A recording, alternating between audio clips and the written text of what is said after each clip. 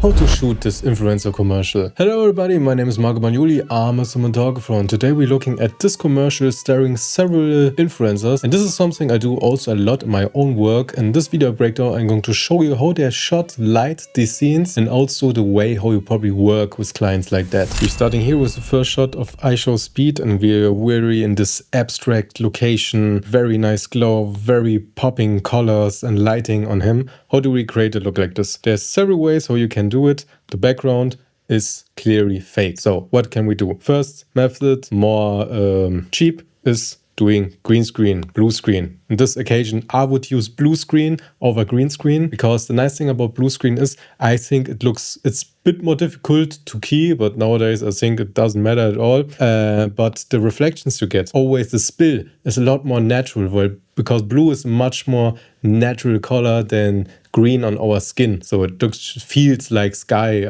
even though you don't get blue reflection from the sky, but you know what I mean. Green always, everyone knows then exactly, green screen, and it looks just unhealthy. So, and we have the extra that the location is blue that we later put in with VFX. So blue screen is the way to go. The other option we have is shooting in a hyperbowl. A hyperbowl is a location with this everything. Here is an LCD screen that it's tracked to the movement of your camera. So when your camera is moving, the background also moves with it to get a realistic feeling. Plus point from this, you get when you have moving lights or sunset or everything, something like this, you get realistic reflections. Again, feel much better, much more realistic. You see clouds when someone is wearing glasses or something like that. It just feels the most natural. But it's hella expensive, very much preparation time also to shoot in a hyperbole. But when you have the money, a lot of big movies, big commercials are shot in something like this. Here in my location, one day shooting costs around $50,000 to $80,000. So you can imagine in other countries how expensive it actually can get. The nice thing about this look, I think we have this very soft light,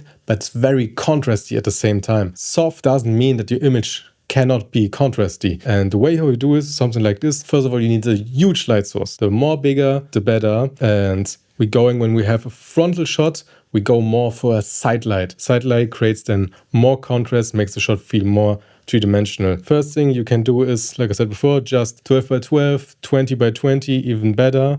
And now you have to choose how soft do you want it. Do you want just full, or do you want a half silk grid gloss? It depends. Some of these gives you a bit more specular highlights, the other just flattens everything out. And this is the first thing you choose. Then next thing is, when do you want to do a booklight? A booklight is a situation where you have ultra bounce on one side, then shooting your big lights into it and then diffuse the light, which you most of the time then a quarter is enough, because you already have this big diffusion and you lose a lot of light. You need really a lot of input to enhance it and go to the next diffusion. I think that's what they're probably done here, because the light is very soft and the light is very wrapping, even though we are on the other side, on the very parallel with the light source to him. So to complete the look, the second light you could use when the wrapping is not nice enough is you put something like a beauty dish, just a huge softbox with 150 light dome just above the camera and fill in the shadows. But it doesn't look like they've done this here. It's just this big soft source from the side wrapping nicely around his face. Actually, you can see it also in his eyes that we're working with just one big single source. Then working with green screen has the problem that sometimes the people don't know what they see later. So sometimes what's in the end really what they put in is not that what you know, and most of the crew doesn't want to know what's in what they put later in VFX. But it really helps, because you now try to light it the same way like the scenery. Now I would know, okay, there's some glowing blue light in the background, so I can give him from the back a nice edge light, just enhancing that. But doesn't look like they done it that much. It's only a little bit here on his face, but his hairs and everything else doesn't have this edge light. So I think they didn't go crazy with it. Here's a shot from the other guy in the commercial. I don't know who this is. You can help me in the comments. It would be really nice to know. And here's same thing. They probably done the same thing. Big soft source from the size, but necked it on the other side with a negative fill. Also could be anything 12 by 12, 6 by 6. We're very close, so a smaller one should be enough. But I think they added another light, just some, you can also combine. You can do a soft light and add a little bit of a hard kicker, a bit on the side to make this light more extreme. Why does this shot look good? Because we are on the right light logic that we set up. The right logic in this scene is, okay, here is the glow and some light source is coming from here. That's the reason our key light has to come from here.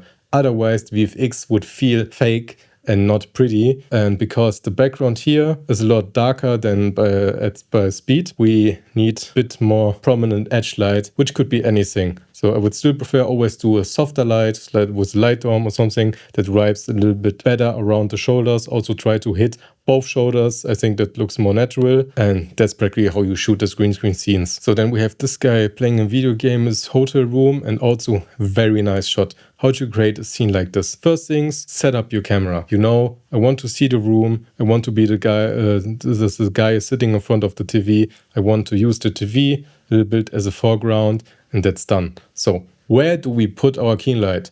We set our light reality. Here is a window. Here is a TV. So that's the two places where the light should be coming from. Also, we set with the color here in the background, orange light, so it should sunset. And also this warm light should hit him. So it's not only neutral, it's actually the warm light so that we have here. Then next, you can clearly see, because he's sitting in front of the TV, we need TV ambience. And there are several ways where you can do it.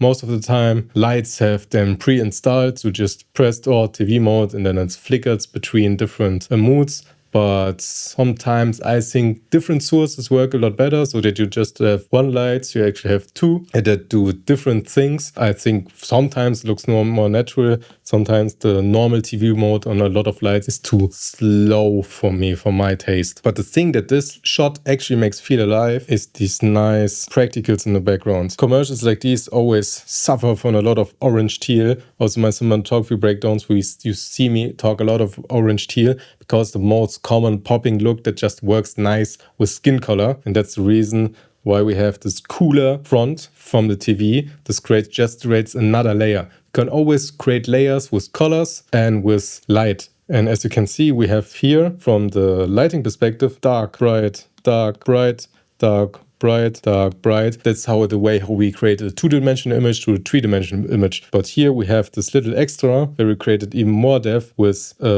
warm blue, warm blue, warm blue. Even the door, they set the whole mood and color logic through a color design through the whole hotel room. Also, when you're using the lights in the room, sometimes you have luck and have lamps like this. No, it's just a shine. It's just a tick of light in the room. Normally, you just put your aperture bulbs in there and they don't shine that bright. You want to have a very low exposure. You just want the light to feel like it's on. You don't want it to be that powerful, because otherwise it just blasts light everywhere and we lose the focus on the guy. Because our goal as a cinematographer in this shot is that we look at the guy. As you can see, these lights here were actually a little bit more of the problem, because you can change the bulb of them. You probably have some weird LEDs in there so that you can just swap them out. As you can see, they are very bright. Here somewhere they managed to remove one light because it got a little bit too distracting probably on this side. And that's also the trick you can use when you